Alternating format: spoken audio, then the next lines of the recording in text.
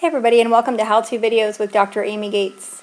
This is the sixth and last video in this series of videos that we are creating to look at data analysis from Google Forms.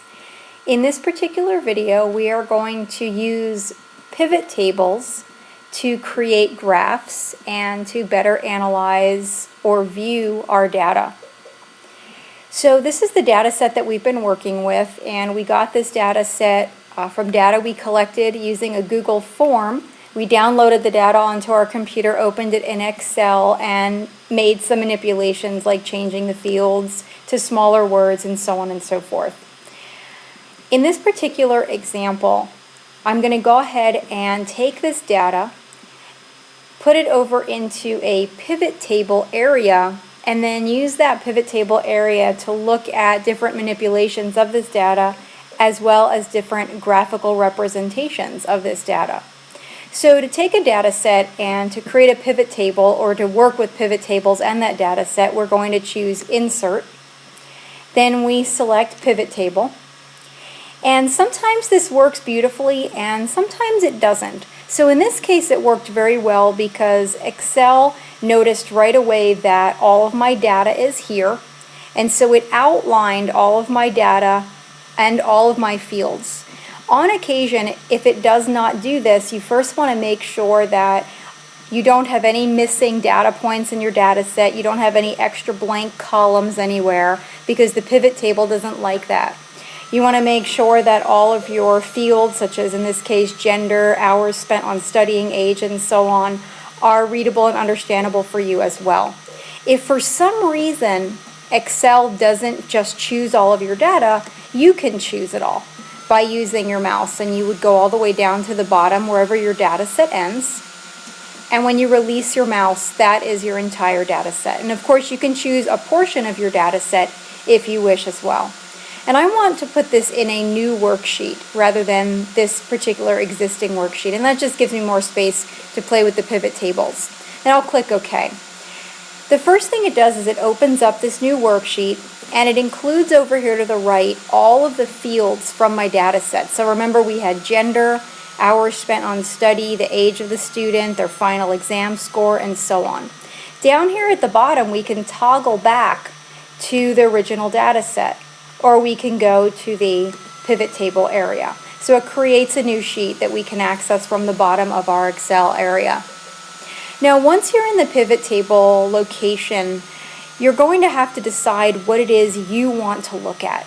And so over here at the bottom, you can put different fields into columns if you wish. So as an example, I can put gender in the columns area, and it'll set up the female and male as possible columns. There's no data populated in here yet because I haven't chosen any other data fields. But that's what it does if I put a variable in the columns area. Similarly, I can drag gender under rows, and it will set this up as male and female, where the females are the rows and the males are the second row underneath. From here, if I want, I can choose to put different values inside of this table. And it's completely up to you, of course. For example, I can put the final exam score values in this table. The default is the sum of all the final exam scores, and in this case it's separated by gender. Of course, for final exam scores, sum doesn't make a lot of sense. So I can hit this arrow, choose value field settings, and I can then select the average, which for exam scores makes a little bit more sense. And this is already giving me good information about my data set because I can see that my female final exam score appears significantly higher than my male final exam score. And I can continue along this vein. For example, I can bring the project score down into the values area. I can update the sum to reflect the average, and now I can see, separated by gender, final exam score and project score. Now just at this point, if I wanted to create a chart or table that represents this data, I can come up here and choose Insert, and then I can select from any of these different charts to represent the information that I've collected here. And let's see what some of these do. This is your basic bar chart, and if I choose this option, the chart that pops up is very nice. It shows me both the final exam score for females as well as the project score. And I can see from looking at this graph that females are doing better than males overall, and that both males and females are doing better on the project than they are on the exam. So these graphs are very good for depicting this information quickly. If I want to, I can also choose any other type of graph. Let's click here. I can see what a pie chart shows me. And in this particular example, the pie chart is not very descriptive. And so part of using Excel is trying to decide for yourself what is it that you want to do with the data and what are you looking to show. If I choose on a pivot table chart, it'll open up all of these options for me, and I can just simply highlight each one and see what it's going to look like. It's a nice preview. And then I can think, okay, this is maybe the one that I'm looking for here. And I can continue to do this down the side too. And then select which one of these charts is maybe giving me the most accurate representation of this data. So let's say I like the bar chart and I want to go with the one that's across rather than the one that's up and down. I can click OK, and here's my chart. Now what's nice about this is I can continue to add information to this pivot table and also to this chart. I can also remove everything here. If I want, I can right-click and I can copy or paste this graph into a Word document. Notice that when I click outside of either the graph or the table, for example, if I click here, my pivot table information appears. So if I want that to come back, I just click inside of either my pivot table or graph, and I'm back to where I started from. Now what's interesting is I can add any of these table fields into any of these areas. These are the values that show up inside my pivot table. These are the rows of my pivot table. So here the rows are just defined by gender. And these are the columns of my pivot table. In this case, my columns are defined by my values, final exam score, and project score. Now let's say I'm curious about how age is affecting all of this, but I'm not exactly sure where I want age, and so I just want to take a look and see what it looks like depending on where I put it. Let's start with putting age in the row area. And let's go ahead and remove this graph for a second because we don't want that yet. But we can see, which is nice, that it updates the graph right away.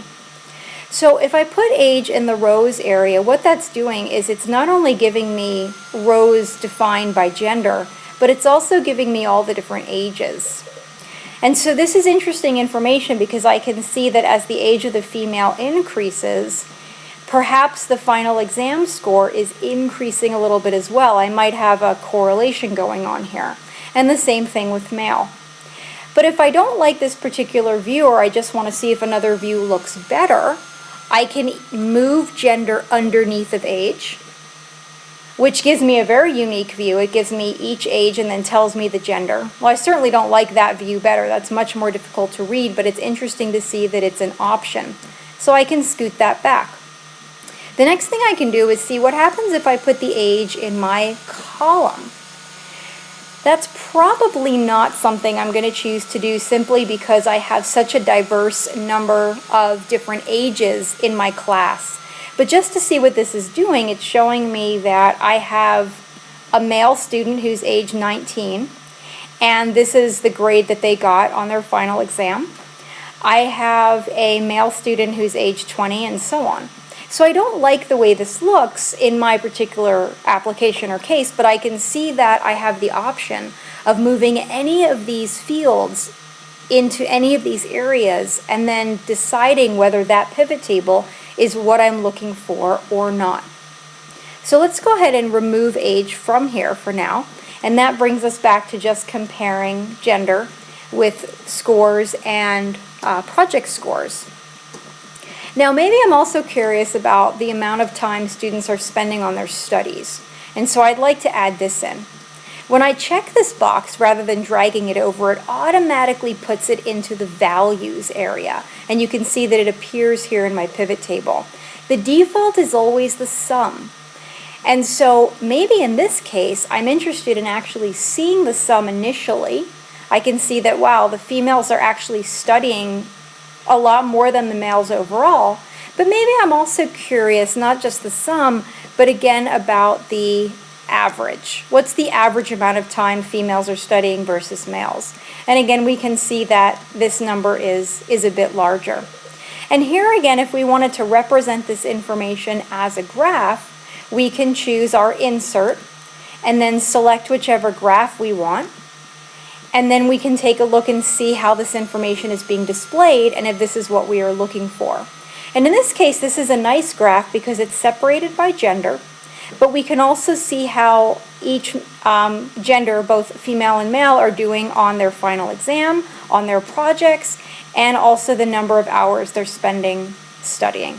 So lots of options here with the pivot tables, and not only with pivot tables, but also once you have a table, creating a graph that shows the data that is in that table.